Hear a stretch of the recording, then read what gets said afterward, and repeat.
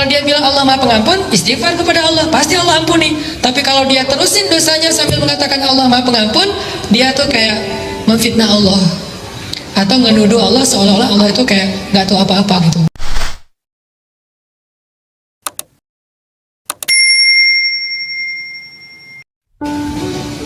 Jadi ikutin aja alur dari Allah. Banyak banget pelajaran yang kita bisa ambil dari cerita-cerita orang soleh kayak gini. Oh, berarti gitu caranya. Kalau kita pengen diberkahi nanti keturunan kita, ikutin aja cara Allah. Dan Allah punya rahasia-rahasia surprise yang luar biasa dalam hidup kita. Kalau Allah udah berkehendak, kun, udah nggak ada yang bisa mengubah. Allah cuma bilang kun, jadi langsung tuh. Ini namanya kebesaran Allah. Belajar dari Zaid, belajar dari Zainab, belajar dari Julaibib, belajar dari Fatimah dan Ali. Ada lagi kisah lain tentang seorang cewek pedagang susu di zaman Umar. Ini terkenal nih. Umar tuh kalau malam-malam suka belusukan, melihat rakyatnya ke gang-gang gitu. Suatu malam habis belusukan, Umar capek, akhirnya bersandar istirahat di dinding rumah seseorang. Bersandar, lagi bersandar ngedengerin percakapan obrolan antara seorang ibu sama putrinya, sama anaknya. Kata ibu itu, wahai putriku, campurlah susu itu dengan air supaya kita dapat untung lebih besok di pasar. Kata anaknya, ibu, jangan, nanti akan dimarahi dan dihukum oleh Amirul Mukminin Umar bin Khattab. Kan Umar melarang kita curang dalam berdagang. Kata ibunya, kan Umar gak mendengar, jadi kamu campur aja, gak ada Umar juga di sini. Padahal Umar gak sengaja qadarullah mendengar sambil istirahat. Ketika ibunya bilang Umar gak mendengar, Umar gak tahu, anaknya bilang, wahai ibu, sesungguhnya Umar memang tidak mendengar, tapi Tuhannya Umar, Rabbu Umar, Allah Subhanahu Wa Taala Maha tahu. Wahai ibu, saya gak berani. Gimana kita akan ngomong ke Allah nanti? Ini perempuan soleha, memantaskan diri. Sehingga Umar langsung bilang ke asistennya, tandain rumah ini ya, RT berapa, RW berapa, tak kita datang. Ditandain sama asistennya. Pulang besok pagi, panggil anaknya, namanya Qasim. Qasim, ikut ayah, ya ikut. Nggak dikasih tahu juga mau ngapain, ikut aja. Nih luar biasanya orang dulu. Datang, tok. Assalamualaikum, waalaikumsalam. Dibukain sama ibunya. Ngelihat Umar, langsung gemetaran ibunya teh. Tahu kalau dia bersalah. Umar minta izin masuk. Ada apa ya Amirul Mukminin? Apa yang bisa kami bantu? Kayak lebay gitu, namanya juga orang bersalah. Jadi cari-cari muka supaya dia nggak dihukum. Apa yang bisa saya bantu? Ya Amirul Mukminin, ada masalah apa?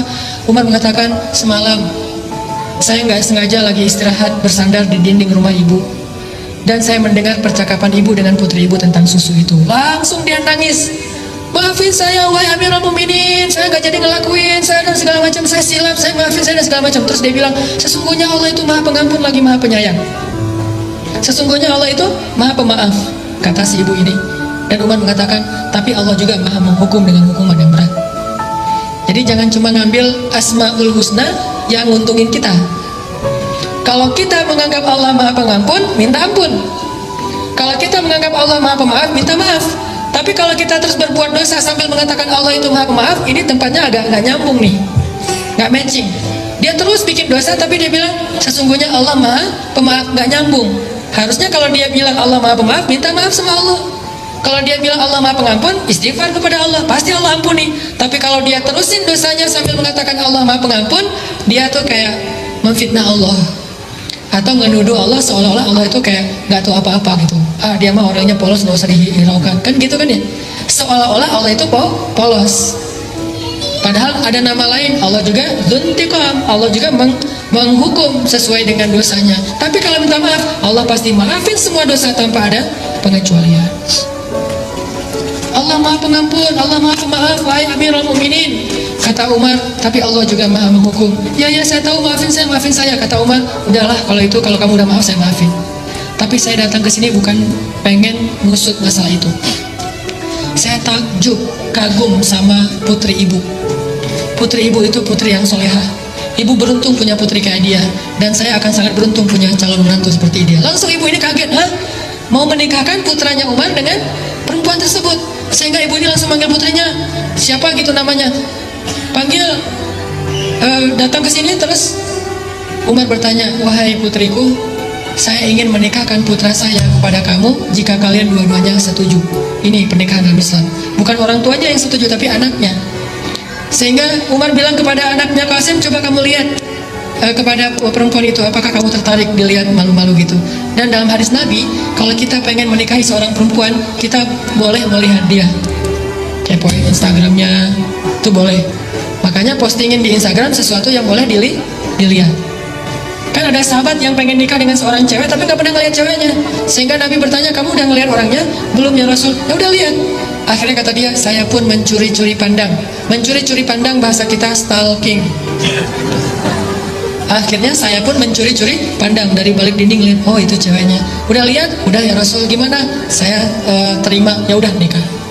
Nih, Umar nyuruh anak laki-lakinya ngelihat ceweknya dulu. Jadi yang ditanya laki-lakinya dulu. Jangan perempuan dulu. Kalau perempuan udah setuju, tiba-tiba laki-laki nggak setuju, kasihan. Perempuan perasaannya lebih peka. Mending laki-lakinya ditolak daripada cewek yang ditolak. Ini etika Islam. Umar tanya ke anaknya, gimana? Saya terserah ayah. Oke, berarti ya. Baru tanya ke perempuannya, nah, gimana? Kamu mau nikah sama putra saya? Ibunya langsung ngotong. Oh, siapa yang nggak mau? Insya Allah dia setuju ya para mukminin. Ibunya yang ngomong. Kata Umar, bukan kamu tapi anak kamu. Ibunya ini agak-agak ceplas-ceplos gitu ya. Oh iya ya, gimana? Kamu mau nggak? Mau kan? Mau kan? Gitu dipaksain anaknya. Anaknya nggak ngomong, diam aja. Terus ibunya komen lagi. Ibunya ini suka komen, asal ada postingan komen. Anaknya diem aja, ibunya yang komen. Tuh kan Amirul Mukminin, kata Nabi juga, diamnya seorang perempuan artinya setuju. Ya udah kalau gitu nikah. Dari pernikahan ini akhirnya lahir anak, lahir lagi anak, anak dari mereka, cucu dari mereka kelak menjadi seorang khalifah, presiden paling sukses sepanjang sejarah yang bernama Umar bin Abdul Aziz. 2 tahun setengah memerintah, mengubah orang miskin, sampai satu negara nggak ada lagi yang mau menerima zakat. Umar bin Abdul Aziz. Ini gara-gara model pernikahannya tuh, ta'arufan jadiannya itu luar biasa. Apa pelajarannya di sini? Ternyata kalau kita pengen dapat imam yang paling keren, pantaskan diri kita untuk mendampingi dia. Kalau kita pengen punya makmum yang solehah kayak Khadijah, pantaskan diri kita seperti Rasul untuk menjadi imam bagi dia. Gak mungkin seorang imam yang gak bisa baca Quran ngimamin makmum yang hafiz 30 juz. Ini agak-agak gak sesuai dengan fikih nih. Kalau kita pengen ngimamin orang-orang yang hafiz, kita hafalannya harus lebih banyak. Kalau kita pengen ngimamin seorang cewek yang solehah, yang taat, kita harus lebih soleh.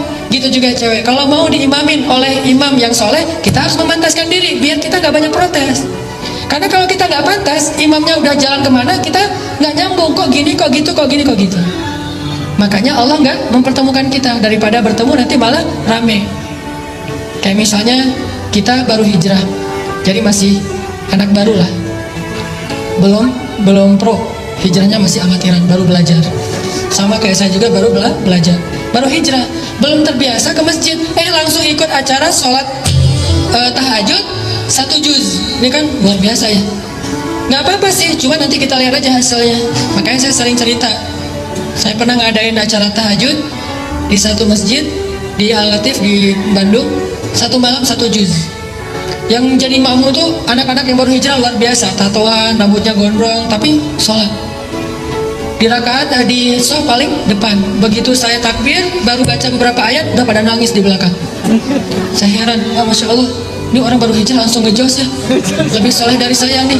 Belum apa-apa udah nangis. Akhirnya saya ngerasa nggak enak hati. Udah deh, saya nangis juga gara-gara mereka. Nangis nggak enak sama makmum. Nangis deh, dan nangis juga.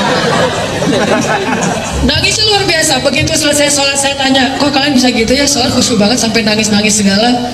Ustadz, itu bukan khusyuk, kata mereka. Ustadz, bacanya kepanjangan. Ini nih, kalau nggak nyambung makmum sama imam. Kenapa kok kita pengen punya imam yang sholat tapi belum datang juga? Karena mungkin kita belum menjadi seperti perempuan itu yang memantaskan diri buat dia. Kecuali kita pengennya yang biasa-biasa aja, besok juga bakalan datang. Karena kita pengennya terlalu tinggi, idealis, keren, berarti kita juga harus minimal mendekati. Saddidu wa qaribu, kata Nabi. Persiskan diri kalian, pantaskan diri kalian, atau minimal dekati sesuatu yang baik itu, baru nanti dia datang. Jadi kalau pengen mempercepat kedatangan imam yang idaman itu, maka ayo kita akselerasi, memperbaiki diri sampai kita pantas bagi dia. Kalau pengen cepat bisa diterima lamarannya oleh seorang cewek yang idaman banget, maka pantaskan diri kita untuk ngimamin dia. Itu pesan dari adegan antara Umar dengan perempuan penjual susu. Ini cerita-cerita orang yang luar biasa. Cerita-cerita kayak gini tuh terjadi dan banyak hikmahnya. Kita belajar dari mereka.